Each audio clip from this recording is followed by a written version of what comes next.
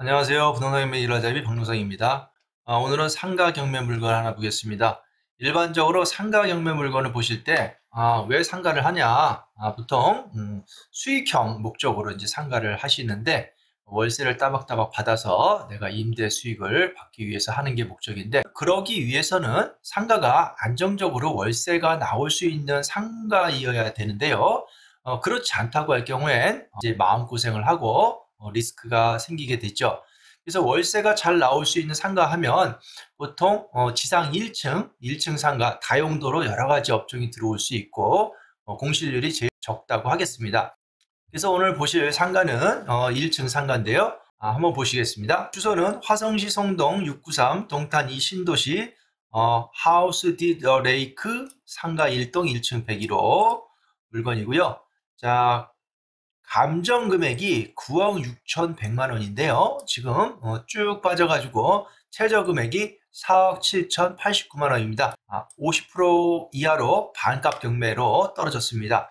전용 면적은 보면 41제곱미터로 평수로 12.31평입니다. 입찰일은 2월 7일이고요. 상가 사진을 한번 볼까요? 동탄 신도시 2기 신도시 여기에 있는 상가고요. 위치가 여기 있습니다. 101호인데 101, 102, 103호 중에 이렇게 생겼네요. 상가를 구분해서 두 개로 나누어서 임대를 주고 있습니다. 여기 보이시죠? 포스탑 아이스크림 가게 뒤편입니다. 뒤편. 요 건물 뒤편. 이제 측면 사진이고요. 아이스크림 가게. 여기 보니까 포스탑 공인중개사 부동산 사무실이고 여기는 아이스크림 가게로 임대 중입니다. 그럼 여기 101호가 여기서 두 칸으로 이렇게 임대 중인 것을 볼 수 있습니다. 위성 사진을 보겠습니다. 자, 여기가 동탄 JC고 여기가 이제 동탄 1기 신도시죠. 이쪽이. 그리고 여기가 이제 2기 신도시인데 동탄 2 신도시 여기 보면 아파트 자, 하우스 디더 레이크 여기 단지 내에 있는 상가고요. 여기가 방교 초등학교가 있고 방교 중학교가 있고요. 어디에 있는 물건이냐면 로드뷰를 통해서 보면 여기죠.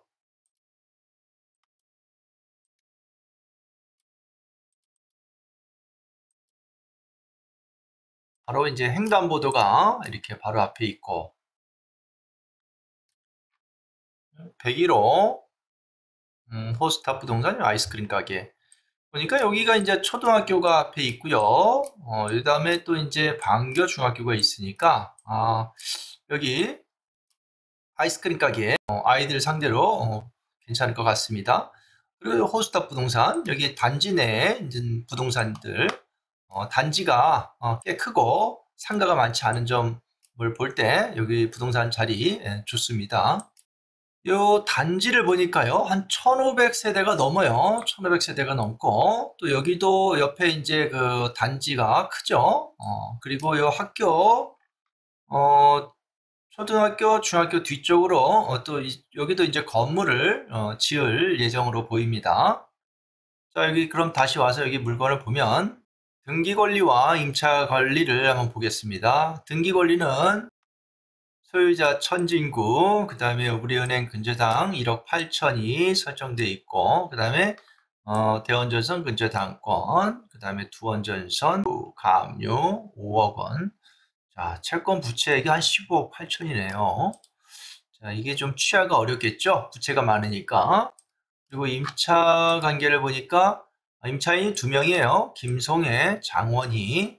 아까 상가가 2개였잖아요. 상가가 아이스크림 가게하고 부동산인데 하나는 2천에 120만 원 임차가 들어있고 그 다음에 또 장원희 2천에 100만 원 하나는 이거 아이스크림 가게로 들어있는 것으로 보입니다. 요 김송혜 이 물건을 보니까 사업자 등록이 2017년 2월 28일, 그 다음에 확정일자 2021년 8월 30일 날 늦게 받았네요. 그리고 배당 요구를 하지 않았어요. 배당 요구를 하지 않았습니다. 유의하셔야 돼요. 자, 여기서 말소기준 걸린 우리은행 근저당권 2018년 2월 17일이죠. 요거보다 사업자 등록일이 앞서니까 요 김성애의 임차 보증금 2천만 원은 대항력이 있고요. 매수인이 인수를 합니다. 인수를 하게 됩니다. 그리고 임대차도 매수인이 승계를 합니다.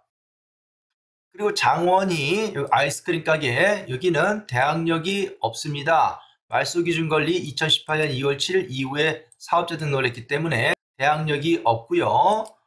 배당 요구를 했기 때문에 배당받고 소멸합니다. 배당이 될지 여부는 순위에 따라서 이제 가지만 배당이 받든 못 받든 요 장원이의 임차인은 소멸됩니다. 그러면 요 물건을 낙찰받았을 때 아이스크림 가게는 내가 명도에서 사용할 수 있겠고 요 부동산은 인수한다고 보시면 될 것 같습니다. 매각물건 명세서를 보겠습니다. 매각물건 명세서에 나와 있는 임차인은 좀 전에 말씀드린 김성애 장원이 부동산 아이스크림 가게의 임대차 내역을 본 거고요. 자, 여기 비고란에 김성애 대항력 있는 임차인이 존재하므로 입차 시 주의요망. 조금 전에 말씀드렸죠. 김성애 부동산 대항력이 있고요. 배당 요구를 하지 않았기 때문에 요 임대차 관계는 매수인이 승계를 하게 됩니다. 그리고 쭉 내려와서 비고란을 보니까 대지권 미등기이다 라고 되어 있어요. 대지권 미등기나 대지 부분을 포함하여 평가 및 매각함 써 있습니다. 자, 이 집합 건물의 대지권이 등기가 되어 있지 않은 상황에서 여기 경매가 진행이 됐고요. 요 감정평가에 대지 부분을 포함해서 평가하고 매각한다라고 기재가 되어 있습니다. 자, 2번 보니까 한국토지주택공사의 2022년 6월 3일자 사실조회 회신에 의하면 본건 부동산은 대지 지분을 포함하여 분양하였고 분양대금 완납 증명서를 제출함 되어 있습니다. 자, 그러면 이 상가를 분양받은 사람이 분양대금을 모두 납부하였고 대지권만 등기를 하지 않은 상황이다 라고 보는 거예요. 이럴 경우에는 매수인은 이 대지권을 취득하게 됩니다. 그래서 추가로 대지권에 대한 비용을 납부하지 않으셔도 됩니다. 이와 관련하여 대지권에 대해서 한번 보겠습니다. 네, 지금 보신 상가가 대지권 미등기인데요. 이 상가가 왜 대지권이 미등기가 발생하나? 상가뿐만이 아니고 일반 아파트들도 미등기인 경매 물건이 많이 나오죠.